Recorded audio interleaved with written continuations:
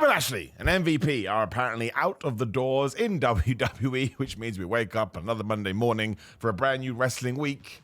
And all of a sudden, we have brand new news slapping us right in the face. But I think this is a big deal. Bobby Lashley, as far as I'm concerned, is a proper main eventer who has had a really good WWE run. I want to make that very clear to begin with. If you go through all of his accolades and everything he has done, that dude has totally smashed it, and he's been a multiple-time world champion. But I will also say here, just throw in my 2 cents so you can get annoyed at my opinions, it always kind of felt to me, I said this on social media too, cheap plug Simon 316, he was always just misbooked a little bit. Like if you go through any time that he was sort of dominating, we never really, ironically, let him dominate properly. And I hope wherever Bobby Lashley does go, we do belt him up, as people say. We do make him a champion, and he just beats people, and he beats people, and he beats people, until you pick the person you want to dethrone Bobby Lashley, and you let that guy beat him up and get the 1, 2, 3. Because Bobby Lashley just has that kind of aura about him where it's like, man, this guy's going to kill me. Doesn't he have to do anything? He is a proper less is more wrestler. And you get people saying, oh, he can't cut a promo and he can't do this. And I disagree with that. I think he cuts a very unique promo, but I think it would be better and it would be accentuated if you had all the atmosphere and the story around him in the right way, which is actually a lot of what he did do in TNA 10 years ago, whenever the hell it was, which is somewhere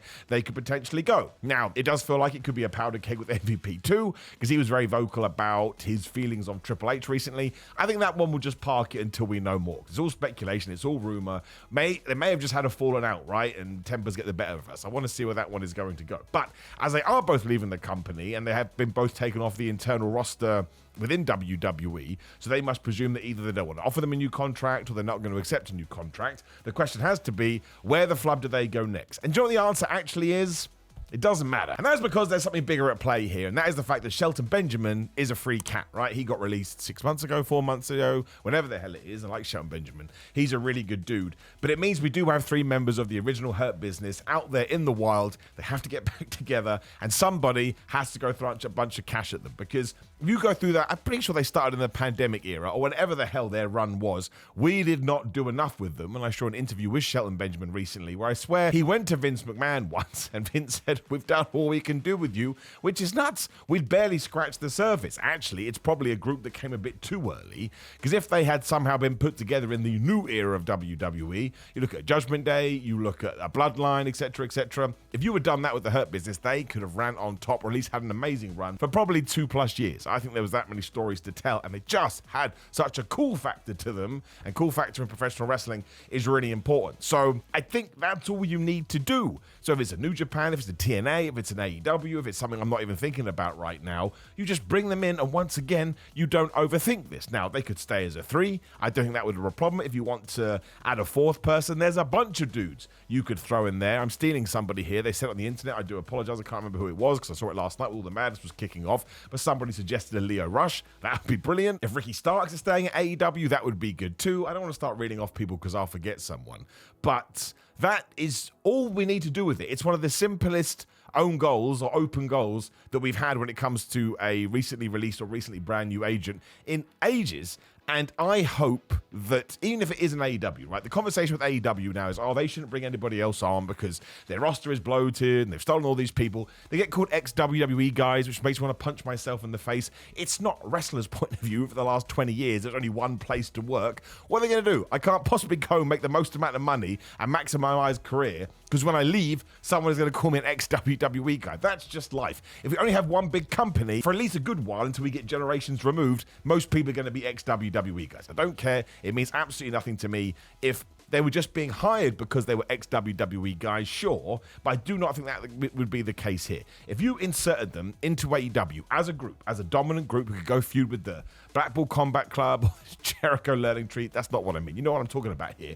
But you introduce them as a unit that are totally infallible and totally unmovable, and they have each other's backs and they're together and they're just going to whoop everybody's ass and wins championships. It will get over. It doesn't matter if there are too many people on the AEW roster. It's an act that everybody should be trying to take advantage of, including WWE, but clearly they've passed on it. They don't see it, which is their right as well. They're allowed to make that kind of a decision. But I know most people I talk to, especially if you were watching WWE a few years ago, they were one of the bright spots. And it ties into MVP saying he wants one last final run. I think he had knee issues, but he's had stem cell treatments. Shelton Benjamin can still go, as JR would say, one of the best pure athletes in wrestling history. Bobby Lashley, already talked about him. He's so good, and he's so believable, and he's so legitimate. And if you do want to go get a younger star that's out there that I'm probably not even thinking about right now, what's Leon Ruff doing? Was that his name? You know, the dude that was in NXT during the pandemic, or the dude that got knocked out by Malachi Black, was it? He was in NXT for a while, then they released him. Get that guy. That guy is great. He's so much fun, and he would benefit. But there's loads of people that you could throw in there. I just think it could almost become like a brand new evolution where, I mean, not really, because MVP and Bobby Lashley and Shelton Benjamin are established talent. They've already left their legacy,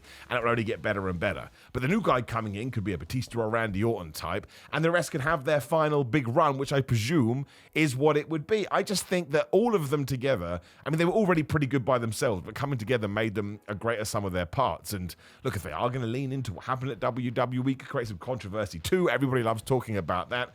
And if they did walk into AEW, and let's just say, I think they'd be good guys, right? I would love to see them walk into AEW and start a feud with the Elite. I just would. And everybody moan, I don't want to see that. That's cool, man. I don't care. I'm just saying, I think there would be something to that, especially if the Hurt Business won. Now, this is when wrestling politics come into things, and you have to make sure you have a long-term plan. And sure, maybe sometimes AEW struggles with that a little bit. But I remember how upset people were when they broke up, and I don't think that just happens. I don't think that it's one of those things that we just go, oh, well, we could have done better, and then we wake up the next day and we've moved on. People really, really wanted to see something come from these guys. And now that we have the opportunity, we should do it. Especially because Shelton Benjamin has been a free agent for a while, and it makes me question whether or not they've been having, I don't know anything, by the way, it's complete speculation, but maybe they were having conversations behind the scenes, and it's like, well, if you just give us a few months, you know, Bobby's going to leave, I'm going to leave, and we'll try and get something going here. I'd love them in New Japan. I really would. Bobby last year or Shelton Benjamin in G1, which I know just started, so it wouldn't be till next year, which is probably too late by that point because you missed the novelty factor of it. I just think it would be awesome. And you just know they can still have good matches. Again, Shelton Benjamin was in Progress a month ago, whenever the hell it was. Dude can still go. Not like you need me to tell you that, you know. We've been seeing Bobby Lashley. He's brilliant, like even 6 months ago before he got injured. And then MVP, I mean, he's been out of the ring for a while, but he was really good back in the day, so I'm pretty sure if he feels like he's close to 100%, or as close to 100% as he can be these days, he'd probably be a less is more guy anyway. I think he'd probably be more of the manager guy as well, but he would get in and out as much as he wanted to. And then, yeah, you can get one of the Flippy Dippy Doodah guys to appeal to the modern audience, which I guess is what Cedric Alexander was. And listen, thank goodness that guy is now with Ashante the Adonis in NXT. They teased that tag team back in February, and we did nothing. And by this stage, if you're not going to push Cedric Alexander, just let him free. He's done in time, and he has so much to give wrestling, he just needs the opportunity to do so. But this is why I love the fact there's so much competition right now. This is exciting, and I bet if I had told you even a year ago that Bobby Lashley may not re-up on his contract and may want to leave, people go, no way, man, WWE's so hot right now, and there's so much potential opportunity there, which is totally true. WWE right now is insanely popular, and it's awesome to see, and it makes me warm and fuzzy in my tum-tum. But it goes to show if you have a certain opinion of yourself, or you want to be portrayed in a certain way, and it doesn't feel like the managerial system is going to respect that or give you that opportunity, you can leave and you can go elsewhere and you can get good money and you can still be on international television fighting. Just imagine the patriarchy, right? I want the patriarchy versus the Hurt Business, because Christian will say some terrible stuff, and Luchasaurus versus Bobby Lashley. I need that in my life. Or you can bring the Bang Bang Gang. Do you remember the Guns talking about these? There's just so much fun you can have. But I don't want to take away from New Japan either. Or TNA, like Slammiversary over the weekend. Hopefully going to do a video about that, but sadly I don't think I have the time. But really, really fun pay-per-view, right? Really, really good. Sold out like 4,000 people, which is a decent house. People have forgotten they're selling even 1,000 tickets to a wrestling show. It's pretty damn incredible. Just the needle has been moved so much. But them going to TNA could be brilliant as well. Now all of a sudden you've got this NXT TNA crossover. Maybe that muddies the waters.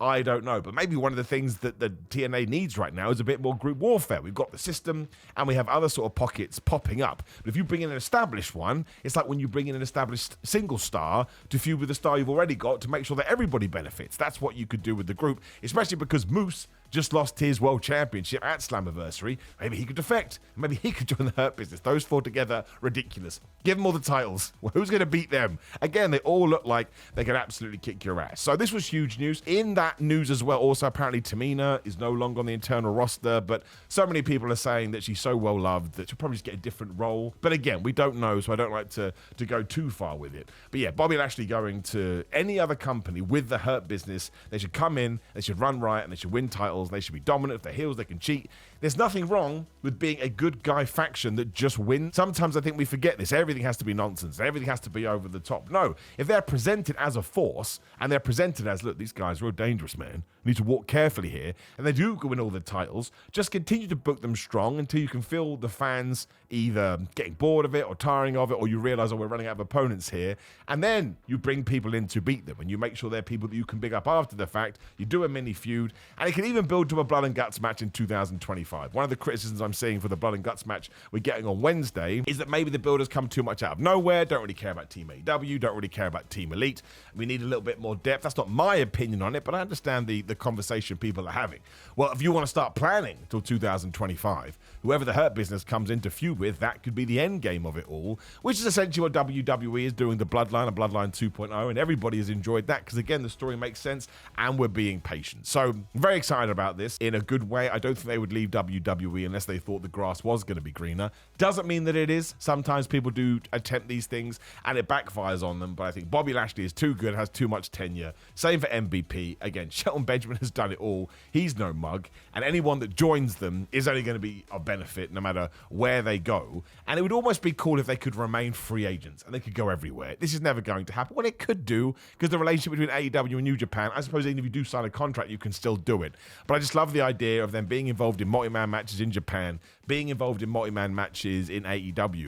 And I don't know how you would get there, but Bobby Lashley being a world champion or an IWGP champion, I do not think is out of the realms of possibility. Everyone goes, oh, he's 45 now, whatever the flubby is. Well, he doesn't look 45, and also age is just a number, especially when it comes to wrestling. We've never really, I don't think, taken, apart from TNA, we did in TNA, but recently, we have never taken advantage of the dominant, terrifying, you can't topple this monster of a man, Bobby Lashley is the champion. And I think one final run where you use all his attributes to not only get himself over, his team over, but whoever's going to beat him over. Again, I think it's right there. I think I've said it twice. I think it's an open goal. I think you just boot the ball and it goes, and you're just telling a really, really old school story. It's just the person involved has to be able to pull it off. And again, if you don't know who Bobby Lashley is, and I'm sure you do, just go Google him. He is someone. This does work. It does still have effect. You can't do it with everyone, but you certainly can if you don't have a roster that necessarily ties into this. Go and show him to someone that doesn't watch wrestling. They won't go, well, he looks like he's headed towards 50. No, they'll be like, oh my gosh,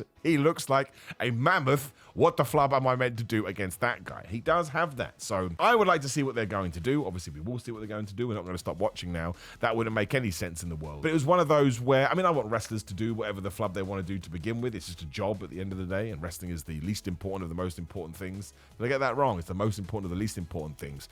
But because I'm such a huge fan of Bobby Lashley and Shelton Benjamin MVP, I'm like, oh man, this could be the spark that allows them to have that final year, 2 years, before they go do whatever they want.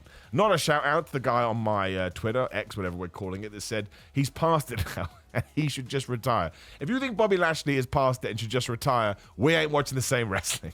We're just not. You're watching some alien program, and I want no business getting involved in there either. Just said business for no other reason. But look, there's a comment box down there. Let me know what you think about this. What do you think we should do with Bobby Lashley? What do you think we should do with MVP? Should the Hurt Business get back together? What do we with Shelton Benjamin? He's out there obviously doing independence at the moment, but I think it's exciting stuff. I truly do. Or maybe somehow we get Matt Cardona and Jinder Mahal involved. They're all free agents just because I'm an idiot and I like to see funny things. Now, of course, please do drop me a comment below. And again, let me know what you think we should do with all of this. Maybe you are against it. It'd be interesting to hear. Like the video, share the video, and subscribe. Click the video on the screen, bam, which is me talking about more WWE stuff. Otherwise, it is GorillaMind.com/Simon. Use Get Simon, get 10% off. These are fitness supplements that I use. I think they are very good.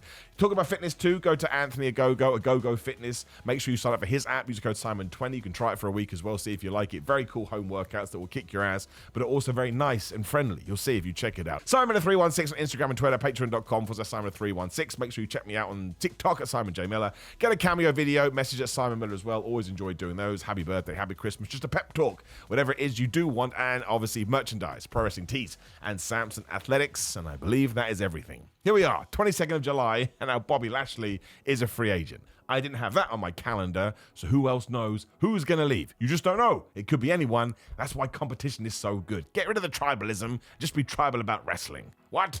Bye.